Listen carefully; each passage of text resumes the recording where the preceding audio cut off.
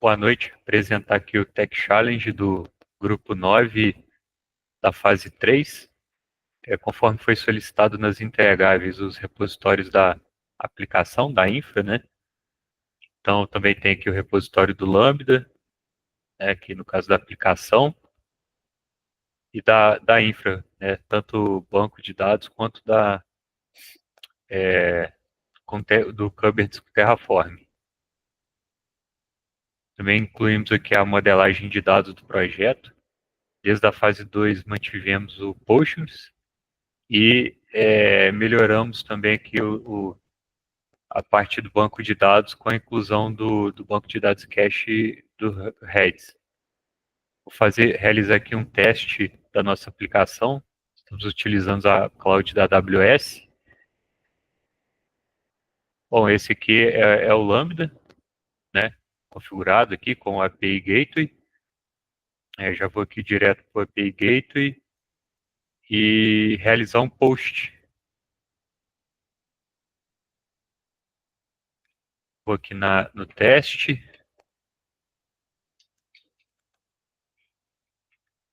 Então, vou adicionar aqui as credenciais. No caso, a gente vai incluir o user, conforme foi cadastrado aqui nos grupos do Cognito, né? Então, nós temos dois grupos, que é o do administrador, para gerenciar os produtos, e do user, que é o cliente, né? Que realiza a autenticação no totem e faz o seu pedido.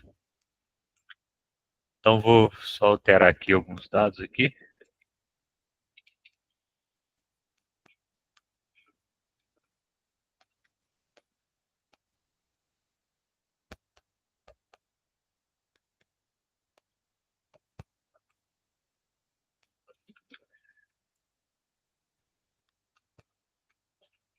Como foi gerado o token.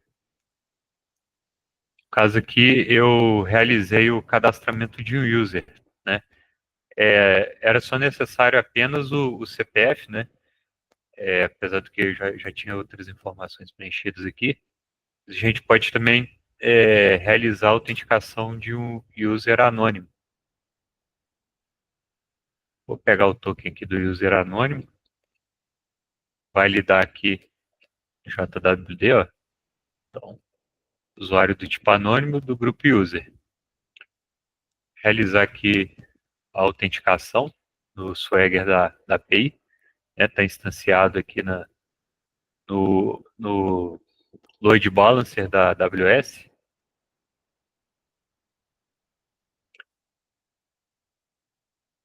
Realizar aqui a listagem de produtos. Aliás, realizei um post de produto, né? Só que como eu estou autenticado com anônimo, apresentou o HTTP status 403, né? Forbidden, porque esse usuário ele não tem permissão de acesso desse endpoint. Executar aqui uma listagem. Ó, trouxe aqui o produto, né? Então a gente tratou todas as requisições com as permissões respectivas, né? No caso, o admin faz o gerenciamento do produto e demais endpoints, como identificação, cadastro do cliente, né? Ou seja, quando esse cliente não está cadastrado, ele realiza a autenticação, o novo cadastro dele é realizado, bem como a etapa do pedido. Então, vou fazer aqui também uma autenticação com admin.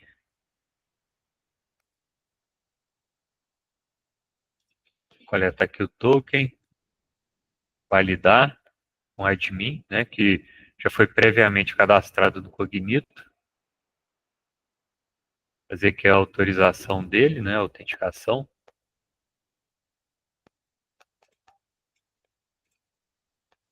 E realizar aqui o cadastro de um produto novo.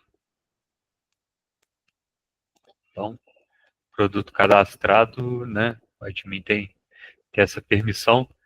E a listagem aqui, nós implementamos o cache aqui para carregar a listagem de produtos aqui mais eficiente.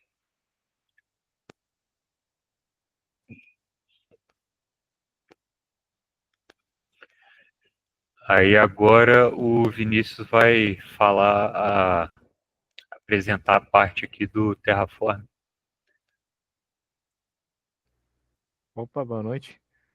Eu sou o Vinícius ali. Eu vou apresentar para vocês a parte ali de como que a nossa equipe construiu tanto o Terraform de infraestrutura e de banco de dados solicitados ali para a entrega do projeto, né? E vamos lá, eu vou compartilhar minha tela agora. Só um minuto.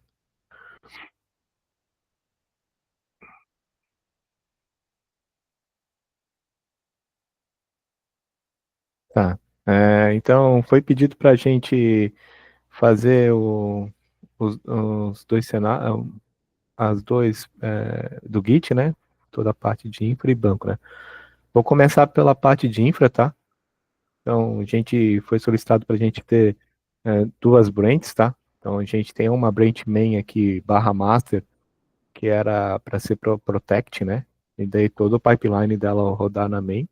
E uma desenvolvimento que a gente desenvolve e depois faz o merge request para main, para aplicar o pipeline que vai subir na AWS, tá? Eu vou apresentar aqui como que a gente construiu na parte de Terraform, tá? Eu tô aqui na main, tô no qual que foi a nossa tratativa, né? Então a gente criou duas pastas, tá?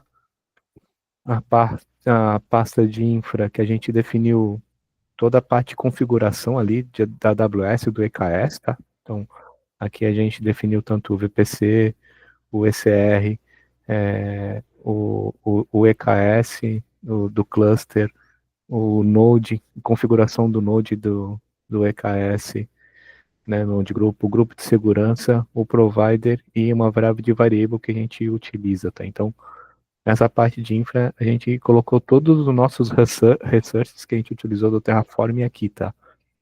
E na parte de Env, a gente separou entre dois pontos, tá? Em prod e dev, tá? Então aqui na pasta de prod vai ter o back-end que vai ser qual bucket que eu quero linkar lá na AWS, esse Terraform. E também a gente botou um main.tf que são configurações que a gente faz aqui na parte de produção que vão subscrever o que a gente definiu nos arquivos TF lá na pasta de infra, tá? Então, voltando ali para a parte env, a gente tem a parte de prod que a gente define tanto o bucket quanto as variáveis que a gente vai escrever e os valores delas que a gente quer executar a nível de produção, tá?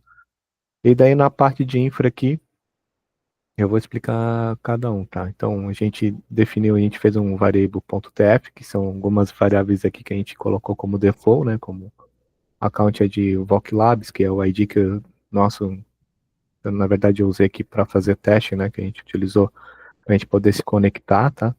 A política, acesso, o tipo de instância, tá?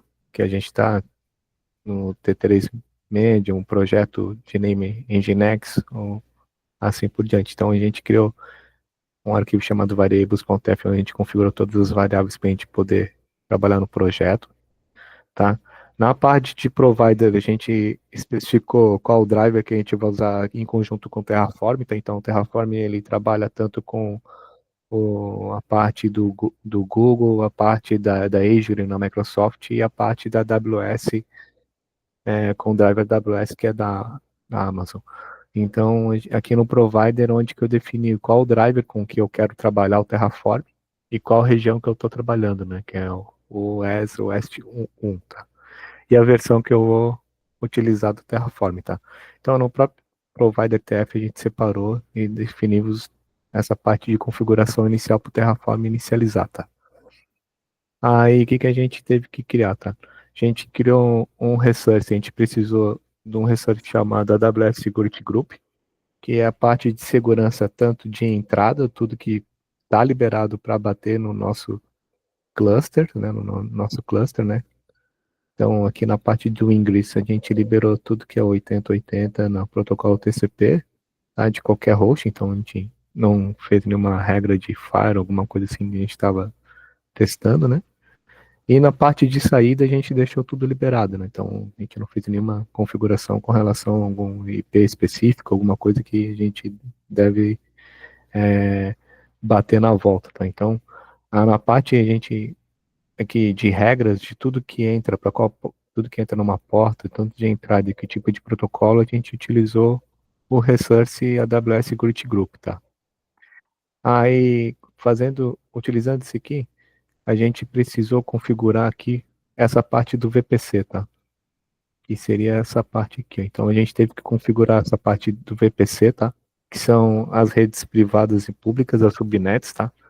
Então, a gente especificou aqui 3 subredes, né? Então, vai sair no Oeste 1A, o Oeste 1B e o Oeste 1C, tá? Então, caso a gente tenha algum load balance, alguma coisa, ele consegue direcionar para uma subrede uma outra faixa, tá? Então, a gente definiu também essa parte aqui do VPC, tá? Voltando aqui, a gente definiu também uma parte de data, né? Que a gente, em alguns resources, a gente teve que setar o resource para ele poder se conectar e usar o role, lab role, porque a gente estava utilizando o ambiente ali de teste ali da POSTEC, né, o laboratório, né? Então a gente teve alguns problemas com relação ao role que não estava setando correto. Então a gente fez um data para botar o lab role e aqui em alguns resources a gente setou esse lab role para ele pegar e daí não ter problema com a parte de role naquele resource, tá? A parte de ECR, tá? A gente botou o nome do repositório com o qual ele vai na hora de pegar a imagem lá, né? Deixa eu ver aqui mais. A parte aqui, então, aqui a gente utilizou o resource aqui do EKS, o AWS EKS Cluster, né? Então aqui a gente definiu aqui a parte do cluster, né? E aqui a gente setou o role lá do lab role para ele poder pegar a role correta do nosso cenário ali, né? Do laboratório, né? A gente linkou esse cluster EKS com o VPC que a gente definiu ali, que são aquelas 3 subredes que eu mostrei para vocês anteriormente, tá? Então a gente definiu a parte do cluster aqui, tá? Usando esse resource da AWS EKS Cluster, tá? Voltando para cá, a gente utilizou a política de Node Group, tá? Para trabalhar com esse cluster, tá? Então a gente utilizou o resource AWS EKS Node Group que junta esses cluster, né? E daí tu consegue definir é, a gestão desse cluster, né? Então, por exemplo, qual o máximo de size que ele vai subir caso tenha um aumento de memória, um aumento de CPU, né? O valor mínimo para subir de um cluster, né? Quanto de disco o cluster eles vão consumir, né? Então, e aqui também a gente fez o link, né, tanto do resource da VPC que a gente definiu em 3 subredes com o AWS EKS Node Group, né, então esse resource aqui que vai ser toda a parte de administração do cluster do EKS que a gente definiu aqui algumas validações, tá, então foi nessa parte aqui, tá. Aí depois a gente teve que fazer a parte de acesso de entrada, né, dos clusters, né, então a gente teve que definir esse resource que a gente usou a AWS EKS Access Entry, né, definimos o type standard, tá, para fazer essa parte, e depois a gente definiu a gente usou outro resource que é a AWS EKS Access Policy Association, tá, que é a parte de política. Tá? Então, a gente define essa parte política também aqui com acesso do Acesso Scope Cluster também para esse cenário, tá? E daí, essa parte que a gente definiu aqui, tudo isso que a gente conseguiu construir a nossa parte de infra, tá? E como que a gente conseguiu subir como que a gente subiu o pipeline, né? Para ele subir esse aqui, toda a parte de infra na AWS, tá? A gente criou .gitlab CI YAML, tá? Então aqui no GitLab CI YAML a gente usou a imagem do Terraform Lite, tá? Beleza? A gente teve que configurar variáveis de acesso dentro do GitLab CI, tá? Então deixa eu pegar aqui em pipelines,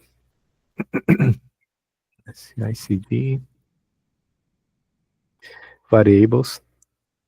Então aqui na variables foi onde a gente setou, por exemplo, toda a parte de autenticação para mim poder me conectar na AWS, tá?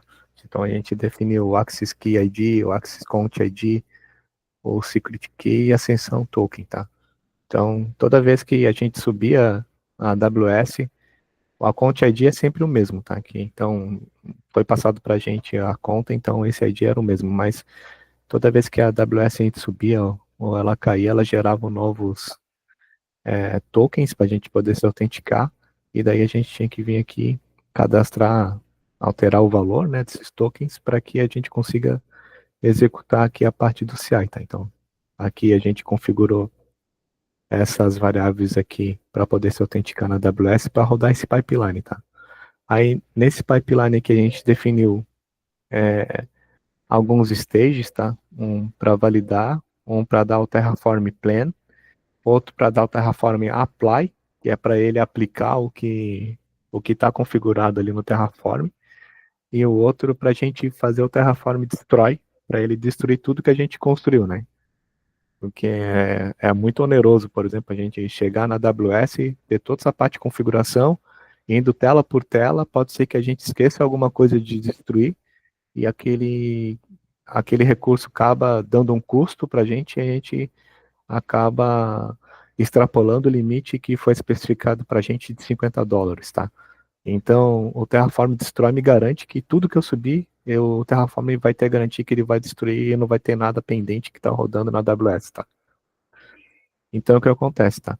Na parte ali a gente executa antes, então, a gente definiu em 3 passos, tá? Então, tem antes do before script, é quando, por exemplo, tu pega a branch, são 2 branches que a gente está trabalhando, né? Main e desenvolvimento.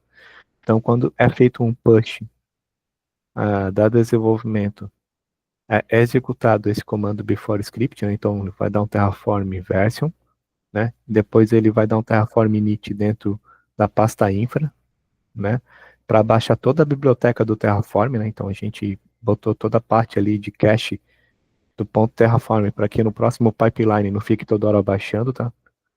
E a gente fez o terraform.init na pasta de prod, né? Que daí vai ter todas as configurações específicas do cenário que eu quero que eu quero utilizar de produção do Terraform, tá?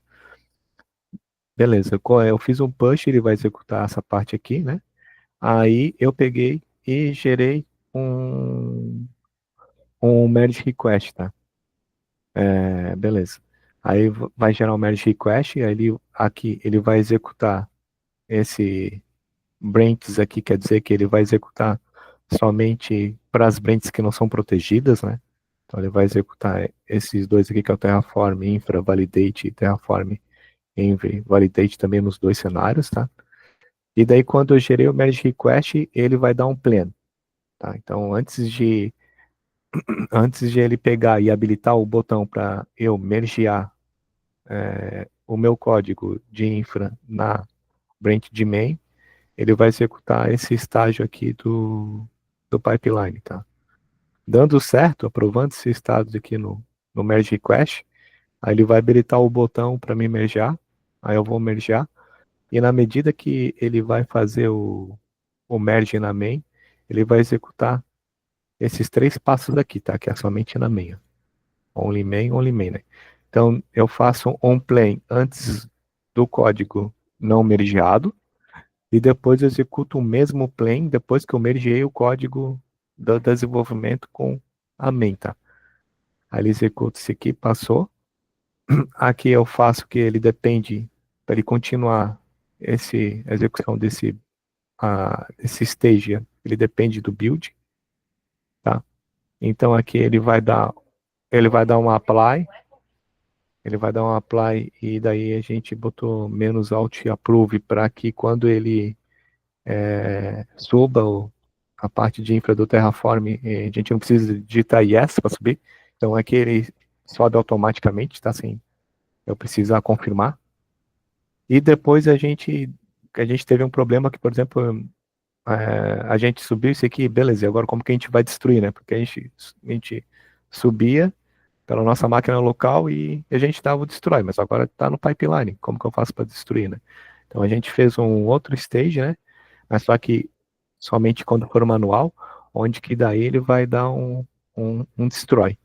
Então daí eu vou lá e ele vai executar toda essa parte aqui automático e somente o destroy vai ficar manual, tá? Então a gente conseguiu fazer dessa forma, tá? Aqui, por exemplo, tem os pipelines aqui da infra, né, do projeto, né? Então, aqui foi que eu falei para vocês, esse Terraform aqui, ele tá rodando, então ele chegou até aqui, tá? E daí o destroy vai ser aplicado e aqui eu vou abrir o apply para vocês para mostrar, para ter a confirmação que toda a parte de Terraform foi criada lá na AWS, ó. Então aqui, ó, ele printa tudo, toda essa parte de configurações, né, que vai ser criado, né? Tudo que a gente definiu na VPC, né? As redes, as sub-redes, os clusters, tudo isso aí, ó. E aqui ele vai criou todo o módulo aqui, ó, no pipeline, tá? Ó, NAT, Gateway, e daí sucessivamente, e daí fechou, tá? Então esse aqui, a gente conseguiu fazer essa parte, tá? Agora, mostrando a parte ali do banco de dados, tá? Banco de dados, a gente também recebeu a tarefa também de fazer uma parte de GitLab também, só para ele, né? Mesma coisa também, tá? Então a gente fez a main protegida desenvolvimento para a gente poder comitar, tá? A mesma coisa que a gente fez ali, infra e um env para prod, né? Para que tipo de cenário que eu desejo, né? Então aqui no prod também mesma coisa. Backend.tf que a gente teve que fazer um outro bucket lá na AWS só para o banco de dados, registrar esse bucket lá, tá? E aqui no main.tf, que daí são as configurações que eu quero definir a nível de arquitetura de produção. E aqui, voltando na parte da infra, o que a gente utilizou para subir o S3 da Amazon, tá? Da AWS. Então, a gente definiu algumas variáveis, né? Então, a gente fez toda a parte de banco de dados ali para fazer o resource tudo com banco, então, tipo de instância que a gente teve que trabalhar. A gente trabalha com Postgres, a gente utilizou o Postgres, a gente teve que utilizar o tipo default DBT3 micro, que é para o Postgres específico, tá? Ali a parte do nome do banco, todas essas partes de configuração aqui, tudo que a gente fez, a gente definiu tudo por variable, tá? Tamanho de armazenamento no banco aqui também tá. Voltando aqui, a gente utilizou o Resource para a gente criar o S3 na Amazon AWS DB Instance, tá? E daí a gente criou com o banco o nome desse banco como DB Instance-1. E aqui todas as variáveis que a gente definiu tudo por variable, né? Então, tanta configuração de rede, né? O backup de quantos dias que ele vai fazer, né? Quanto de storage que eu vou guardar para o banco de dados, né? O RDS, identificador do RDS para ele poder criar, né? E daí, todas as partes de configuração a gente criou aqui, tá? Além disso, a gente também teve que criar um grupo de segurança, tá? Que a gente utilizou o AWS Security Group, então a gente criou regras tudo que para que entra, para ingress e tudo para que sai. Aqui já muda, né? Então o Postgres trabalha na 5432, lá na infra a gente trabalhando com 8080. Então a gente fez essa modificação, tá? Deixa eu ver o que mais. A parte aqui do provider, né? Então a gente, mesma coisa aqui do Terraform, informando para o Terraform que tipo de driver que eu vou trabalhar e qual a região também que eu vou trabalhar, tá? E qual versão do Terraform que eu estou trabalhando. E a parte de VPC, tá? Então aqui a gente definiu o nosso módulo de VPC, tá? Para poder para poder subir a parte de banco e de VPC, a gente teve que cadastrar um gateway, tá?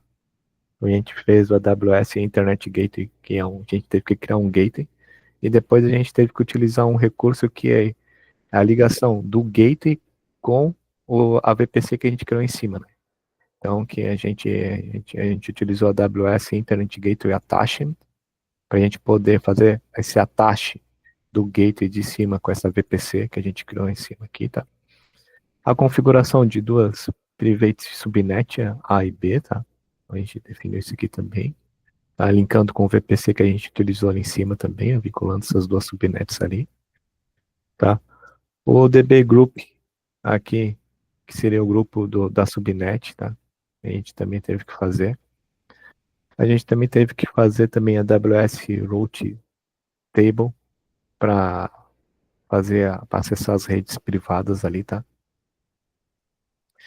E deixa eu ver o que mais. Isso aqui também é AWS Route Table para fazer para aqui, ó, para subnet que a gente definiu aqui em cima.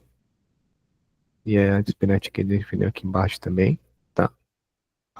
E daí, para a gente poder fazer a ligação, a gente fez a ligação, a gente utilizou a AWS Route, que daí liga as rotas privadas com o gateway também, tá? E, então, a gente teve que fazer toda essa parte de infraestrutura aqui para a gente poder se conectar com o S3, tá?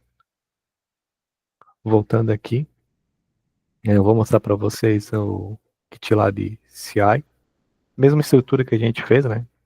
Então, vai seguir a mesma lógica, tá? Mesma lógica que eu expliquei anteriormente, tá? Então, esse aqui tá ok. E um pipeline aqui que a gente tem aqui do BD, né? Então, deixa eu voltar um aqui para vocês. Então, aqui, olha só, eu estou no projeto Tech in Charge Post-Tech do BD, né? Então, é o que eu estou trabalhando aqui, tá? Então, aqui eu vou apresentar para vocês esse aqui. Foi um teste que a gente aplicou o Destroy, né? Mas eu apply aqui confirmando que o nosso pipeline do S3 também foi feito com sucesso, ó. Então aqui, ó, ele criando toda essa parte de imagem, tudo, fazendo download, né, visualizando, ó, download da VPC, fazendo os módulos, internet, ó, criando tudo isso aqui, a DB Subnet Subgroup, a AWS DB Instance, subindo aqui que a gente definiu DB Instance On lá como nome do nosso banco no Research lá.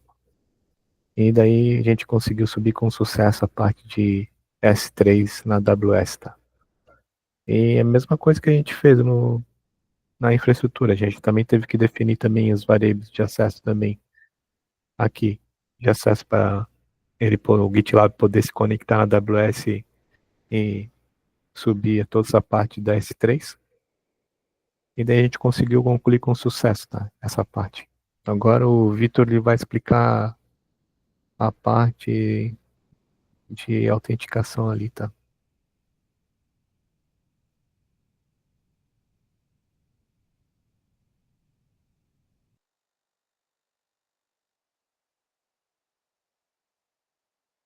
Vou compartilhar a tela aqui.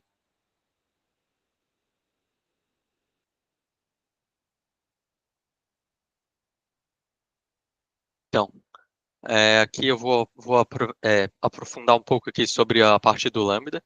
Então, vou começar mostrando aqui como que a parte que a gente subiu na Amazon. Então, aqui a gente subiu a parte do Lambda. Subimos também ao Cognito User Pool. Cognito User Pool Client, já com todas as configurações. Cognito Identity Pool. Cognito, a gente criou dois usuários, né? Um usuário administrador e um usuário user. E eu vou mostrar agora aqui um pouco da parte do código, como que a gente fez, tá? Ele chega lá do API Gateway aqui nesse Handle Request. Então, a gente vai efetuar o login. Aqui dentro de efetuar login, a gente verifica se o CPF ele foi preenchido no corpo, né? Se ele não foi preenchido, é porque é um usuário anônimo, que não se identificou. Então, que se ele não tiver vazio, a gente gera um token anônimo. Aí é gerado aqui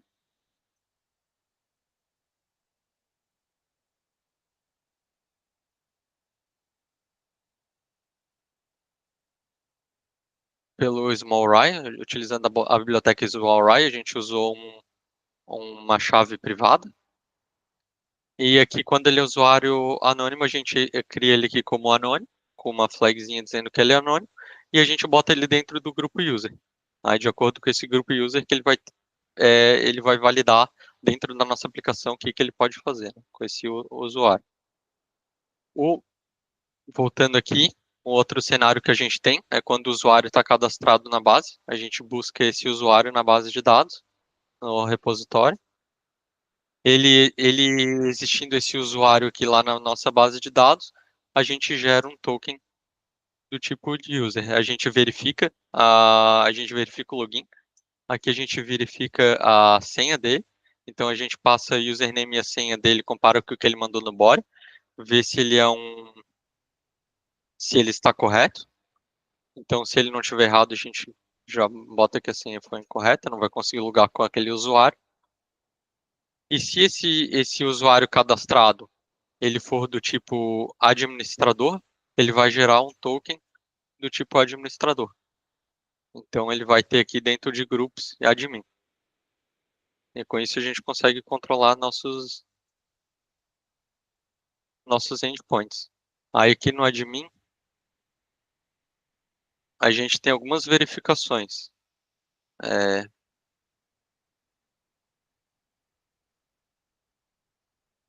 Aqui no verificar usuário admin, a gente faz algumas verificações lá dentro da Amazon, né? Então a gente passa o user pool ID e o CPF da pessoa.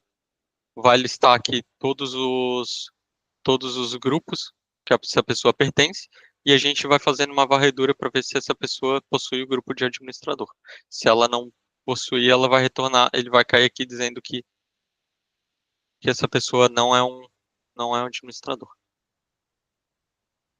Então esses são os 3 cenários de token que a gente tem. Agora eu vou mostrar aqui do lado da parte do código aqui da nossa aplicação. Dentro da nossa aplicação a gente protegeu aqui. No caso aqui, o cadastrar cliente e realizar a identificação, eles são abertos, então qualquer usuário consegue fazer. Mas aqui na parte de pagamento, por exemplo, de produto, ele só deixa o administrador fazer a parte aqui de criar produto, atualizar produto, deletar produto. E aqui o listar produtos por categoria, a gente libera para o user também. Aproveitando aqui a parte do produto, vou mostrar também a parte no código onde a gente fez o Redis, onde a gente usou o Redis. A gente usou o Redis para melhorar a performance da nossa aplicação. Quando ele lista aqui o produto por categoria,